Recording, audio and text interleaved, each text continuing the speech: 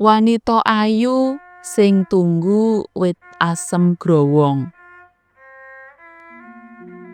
Sakwise nikahan karo Sarti, Daryanto ora tau sambung kencan menyang omahe embahe kang ana desa Godhean. Wektune prasasat entek kanggo ngurusi bisnise dol tinuku montor. Dheweke kudu mrana mrene ngurusi dagangane. Sarti sing ora tegel nyawang polahe sing lanang tuwuh welase. Kanthi pawitan modal sethithik, dheweke reka-reka buka pracangan.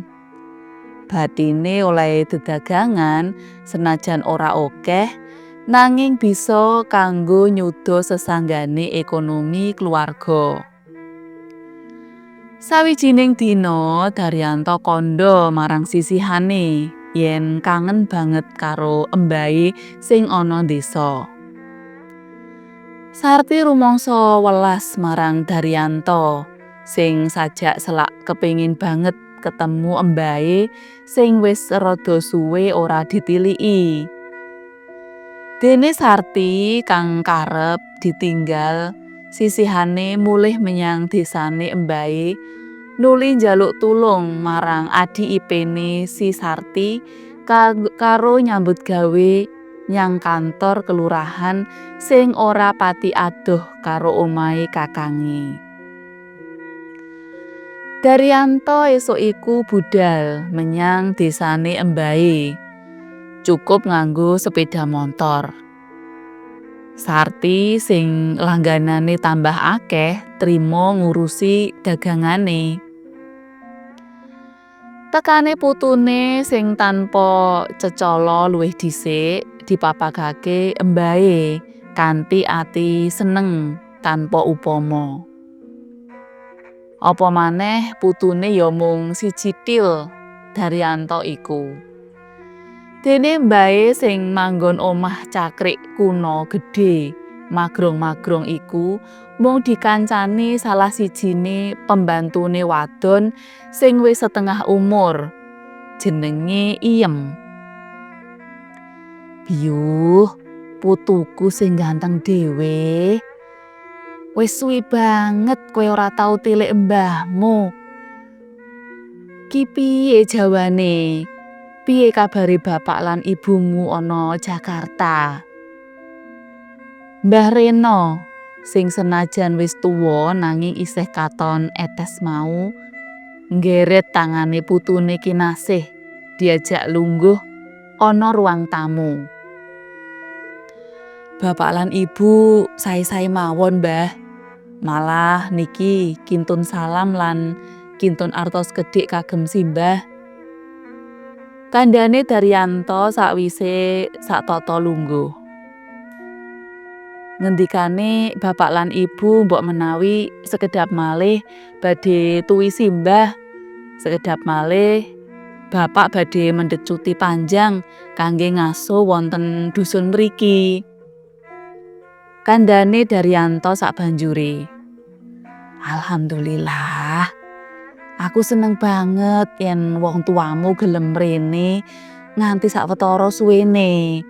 Syukur dene kowe sak keluargamu melu mrene pisan.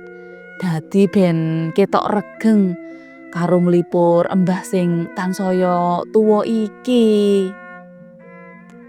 Mbah Reno kang wis ditilar garwane 5 taun kepungkur ngendikane karo nglebokake amplop saka putrane menyang jero kendhite. Wengi ing desane embahe rinasa tentrem.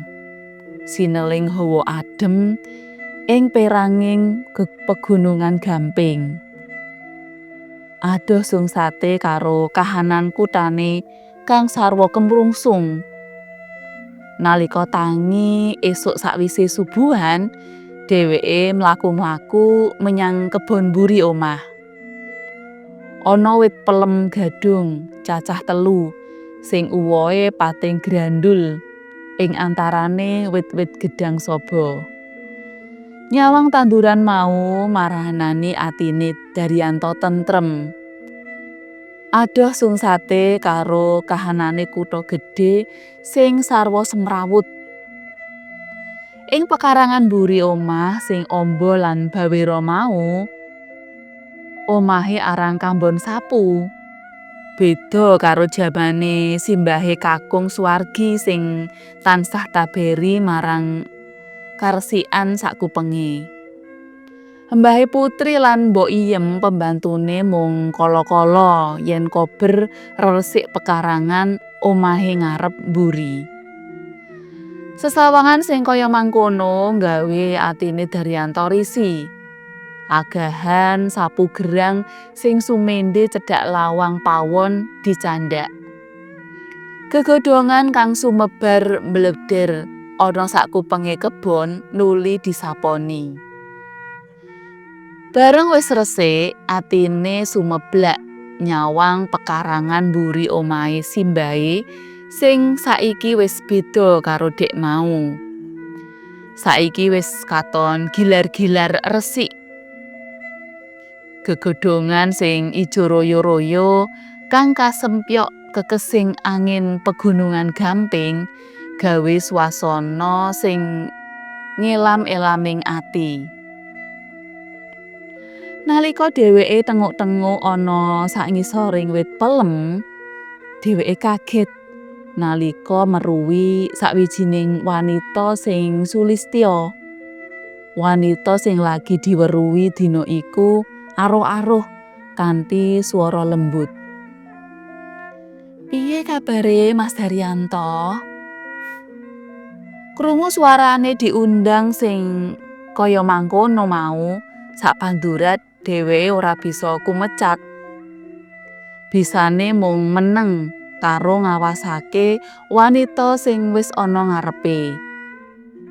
Nanging kaya ngapa kagete nalika wanita sulistya mau suwening suwe blegere dadi remeng-remeng, wusana ilang musna. Meruhi kahanan sing kaya ngono kuwi, Daryanto terus mlayu lewat butulan lawang pawon. Mbah Rena sing lagi nggawe kopi segelas kanggo dheweke meh wae arep ditabrak. "Ah, kuwi mung panglamunmu wae. Mbok menawa kowe lagi mbayangake bojomu sing lagi kok tinggal ijen ana ngomah. Karo maneh, endi ana setan klambangan awan-awan," ngendikane simbahe.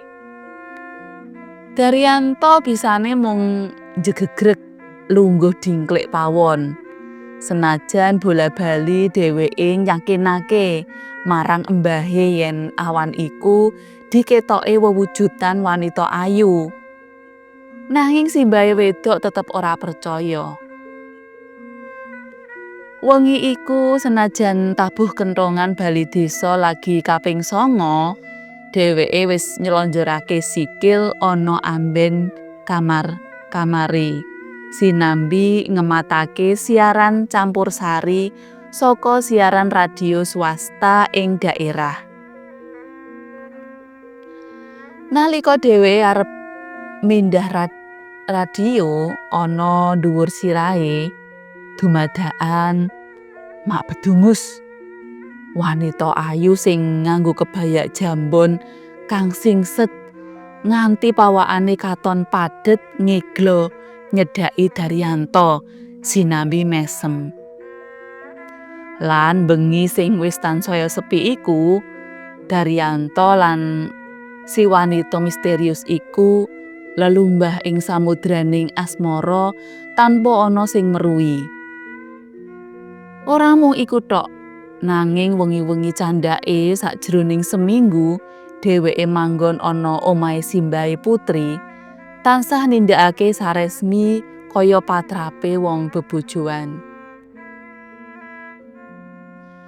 Sawise iku setaun candhake, Daryanto lan Sarti sisihane sanja maneh ing omahe simbahe Putri. Saiba senenge simbahe Putri ketekan putu-putune sakloron sing isih durung diparingi momongan. Wengi candhake bubar salat Isya, Sarti kaget nalika ana bocah cilik undang-undang Daryanto sisihane. "Bu, Bu, Bapak ana ngendi, Bu? Bu, Bapak ana ngendi?" Suarane bocah tanpa rupa mau tansah undang-undang sisihane. Pernahe swara ana sakjabane pawon. Ing suwalike lawang. Kaya ngapa kagete nalika lawang dibuka, kena sunaring lampu pawon dheweke meruhi wewujudan bocah cilik sing rupane medeni tanpa nganggo gombal sak cuwil-cuwila.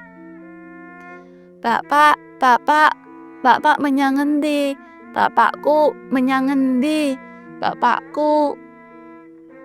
Wewujudan mau mlaku gliyar-gliyor marani Sarti. Bebarengan karo suarane wewujudan iku mau Sarti semaput gumlethak ana kamar lemah pawon. Bareng wis eling maneh Sarti nuli nyritakake apa kang nembe dialami. Wengi iku Sarti pungkasane milih turu bareng karo simbahe putri lan mbok iyem. Dene Daryanto turu ana kamar tengah. Nalika satengahe enak-enake turu, Daryanto digugah déning tekane si wanita misterius mau. Tur tambah ayu lan merak ati. Wanita mau terus kandha. "Mas, terus terang, tekaku mrene arep nyawanake putramu. Kabeh mau asil sesambunganku karo sliramu setahun kepungkur. Tak suwun panjenengan aja nyelaki tumindakmu ya Mas. Mangertiya menawa saksuwene iki aku manggon ana wit asem growong mburi omah kae." "Oh, oh, iki to Bu, bapakku. Ganteng ya Bu, bapakku. Pak, aku melu kowe ya Pak." Swara bocah cilik kang disusul karo wewujudan kang gegirisi mau. Nanging ora ana sing krungu kejaba Daryanto lan Sarti. Weruh kaya ngono mau Daryanto semaput ora eling blas nganti meh sewengi ora mari-mari. Sawise eling krungu swara jago kluruk. Daryanto karo sisihane banjur tata-tata arep mulih ing Jakarta maneh. Amarga wis kebacut kamigilanen lan wis ora krasan manggon ana omahe simbahe. Telung dina candhake liwat telepon, embahe paring kabar yen wit asem growong mburi omah wis ditegor. Kejaba iku uga aweh kabar salah sijine wong sing melu negor wit asem mau bengine mati ndadak tanpa sebab. Wallahu alam.